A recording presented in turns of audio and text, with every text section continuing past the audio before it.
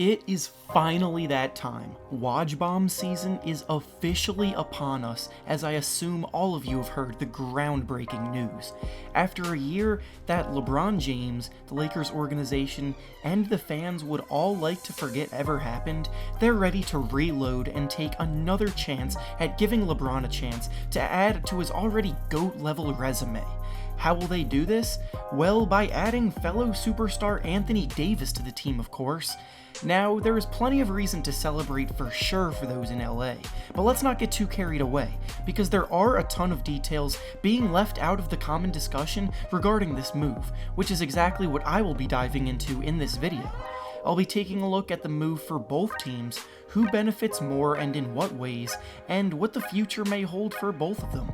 Before I get started though, make sure to subscribe to the channel, as all support is very much appreciated. Now, with that being said, let's begin. This trade has been a long time coming, dating all the way back to this prior season's trade deadline, and even before that at the All-Star break. Anthony Davis and the Lakers had expressed mutual interest in each other for some time, and some tampering was accused of being at play, and the GM of the Pelicans even lost his job because of how he handled this entire situation.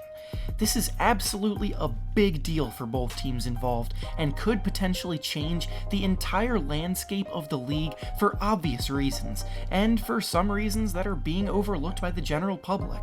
The first side of the trade we'll take a look at is the Lakers side of things. The cost of Anthony Davis was quite a hefty load, with the full details being as follows. The Lakers gave up Lonzo Ball, Brandon Ingram, Josh Hart, the 4th overall pick in this year's draft, a top 8 protected first round pick in 2021, an unprotected first round pick in 2024, and the right to swap picks with the Pelicans in both 2023 and 2025.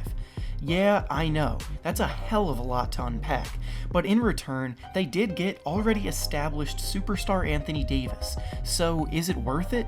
Well, that's the question that thousands of fans are currently asking themselves, and I'll be doing my best in this video to decipher that and figure it out myself.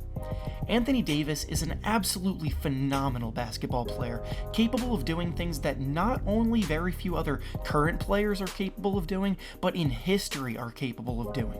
He's someone who has shown that he's capable of putting up 28 points, 11 rebounds, and 2.5 blocks per game on a nightly basis, which has only been replicated by 3 other players in the history of the league, being Shaquille O'Neal, Bob McAdoo, and Kareem Abdul-Jabbar. Yeah, that's damn good company to be in. Davis possesses all of the tools and talent NBA teams salivate over from a modern-day NBA big man as well, being uber athletic and excelling in the pick-and-roll game, established as one of the best rim protectors in the league on defense, being able to create his own shot with ball-handling ability reminiscent to some guards, and a somewhat useful three-point shot that goes in at a clip close to league average. All of this unbelievable talent should be enough to at least lead a team to the playoffs, right? Well, in his 7-year career so far, he's only been able to do so twice, and the narrative claiming he had no help is very much exaggerated, seeing as he was just playing alongside very good players such as Drew Holiday and Julius Randle, and good shooters such as Etuan Moore and Nikola Mirotic for most of the year. Now that he's playing alongside LeBron James though, those concerns are basically gone, as those two legitimately have a case for being the best duo in the entire NBA right now, especially with Kevin Durant's future up in the air and likely departing from Golden State. Having an elite duo like this is definitely a great way to begin building a contender, don't get me wrong, but the thing is that a lot of fans have glossed over the fact that it takes a lot more than 2 guys to legitimately contend for a championship, and the rest of the Lakers roster is looking like a ghost town. The only other current players that are on the roster are Kyle Kuzma, who's established himself as a nice young volume scorer, but in many ways is one-dimensional, Mo Wagner, who is going into his 2nd season in the league after barely playing at all as a rookie, and Isaac Bonga, who essentially spent his entire season in the G League. They have a long way to go to fill out a very incomplete roster, and the amount of money they have to do so has also been greatly over-exaggerated by the public. Many have assumed that they had enough money to trade for Davis and still be able to throw a max contract at another big name to try to form a big three, but the thing is that the money situation isn't quite set up that perfectly. According to Adrian Wojnarowski, the Lakers will only have $23.7 million in cap space, which is about $10 million less than a max contract, which will no doubt hurt their appeal with other stars. Kemba Walker is one notable name that has been linked to them this offseason, but not only has Kemba expressed a lot of interest in staying in Charlotte and staying loyal, but they can also offer him a supermax with an extra year attached. Jimmy Butler is another name that has been linked to them, but going all the way back to his Minnesota fiasco, he has a lot more interest in going to the Lakers before LeBron even signed there, and his interest waned a bit after he saw LeBron sign there.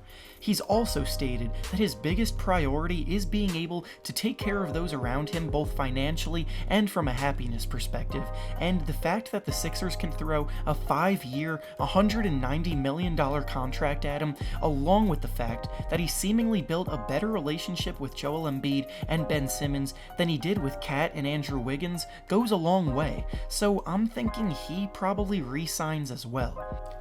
For a while, it was looking like Kyrie Irving was looking to team back up with LeBron in LA, but even that has taken a different turn as of late, because now all signs are pointing towards him signing with the Nets this summer.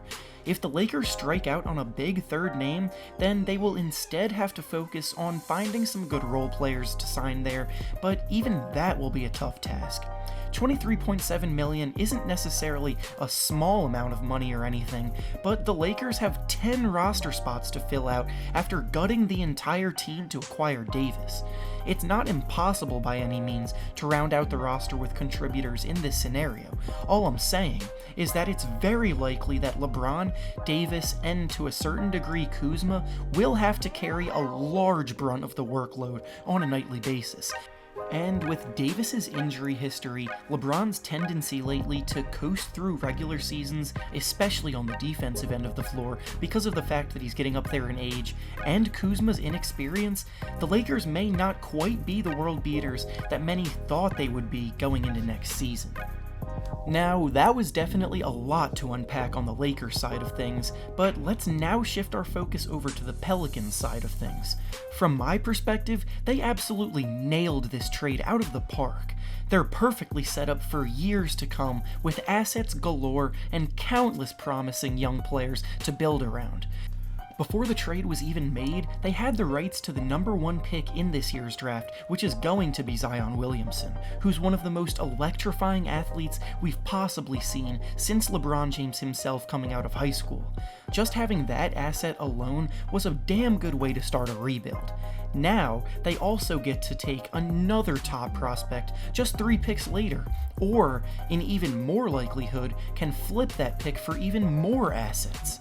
Because of this draft being regarded as very top-heavy, with the top 3 players seemingly being a whole tier higher than the rest of the players, the team could look to trade back with a team like the Hawks or Celtics, who have multiple first-round picks this year later on. They could also try to package it with some other picks for an established star in the league like Bradley Beal or Zach LaVine. The possibilities are endless for this team, and general manager David Griffin is surely enjoying these new luxuries that he's come into. Along with the draft picks, the team has also quietly put together one of the best defensive backcourts in the entire NBA with Lonzo Ball and Jrue Holiday, who has been named first-team All-Defense in the past. Honestly, they may not be a great team next year, and because of their youth, will have to fight hard to even contend for a playoff spot, but that doesn't change the fact that the Pels will be absolute must-watch TV next year, and with these very exciting young guys running up and down the floor, putting on a show. Lonzo Ball is one of the most criticized young players because of his dad and the fact that he struggled as a shooter so far, but his playmaking and passing ability is incredibly fun to watch, and the fact that he now has Zion Williamson alongside him to create for and throw lobs to makes for a possible SportsCenter top 10 play every single night. Not to forget Brandon Ingram as well, who took big strides last year as an isolation scorer and is starting to use his length and height to expose mismatches and attack the basket hard. Overall, I absolutely love how the Pelicans came away from this Anthony Davis situation, and while they may not be contenders anytime soon, they have established a terrific core to begin and speed up their rebuild. And with that being said, that's all I have for you today. Leave your thoughts on the trade down in the comments below, subscribe to the channel, and leave a like on the video. Thanks for watching, and I'll see you all next time.